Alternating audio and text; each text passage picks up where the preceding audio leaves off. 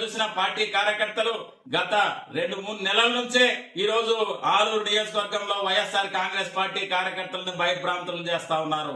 ఇది పోలీసు వ్యవస్థకి తెలియదు అంటున్నా, ఇంటెలిజెన్స్ రిపోర్టులు లేవా మీకు అంటున్నా.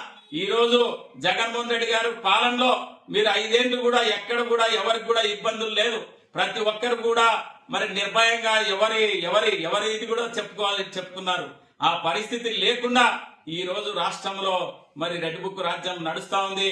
వైఎస్ఆర్ పార్టీ కార్యకర్తలకి వారం 10 రోజుల నుంచే మీరు వెళ్తే మిమ్మల్ని చంపుతాం, మీరు వెళ్తే మిమ్మల్ని నరుకుతాం అని చెప్పి పరిస్థితి ఈ రోజు బెదిరిస్తున్నారు ఫోన్లలో. అంటే మరి ఏ విధంగా పోలీసు వ్యవస్థ పనిచేస్తా ఉందో పోలీసులు ఒకసారి ఆలోచన చేసుకోవాలి.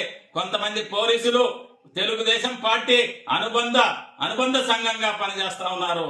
కొంతమంది పోలీసులు పార్టీ చెప్పింది చట్టం న్యాయం మనం మనం ఏదైతే చదువుకున్నామో సమన్యాయం ఎవరికైనా సరే ఈ రాష్ట్రంలో శాంతి భద్రతలు లా అండ్ ఆర్డర్ ని రక్షించాలంటే ప్రతి ఒక్కరికి కూడా ఒకే చట్టం అమలు చేయాల్సినటువంటి అవసరం ఉంది.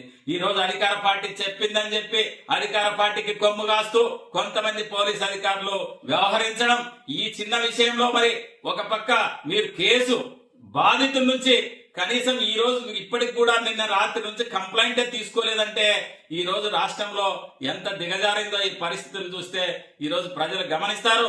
దీనన్నిటికి కూడా పూర్తి బాధ్యత వహించాల్సినటువంటి అవసరం ఈ ప్రభుత్వం, ఈ పోలీస్ అధికారులు ఈ రోజు తీసుకోవాల్సినటువంటి అవసరం ఉంటది. ఖచ్చితంగా బాధ్యతాయుతంగా ప్రతి ఒక్కటి కూడా ప్రజలకు తెలియజేయాల్సినటువంటి అవసరం ఉంటది.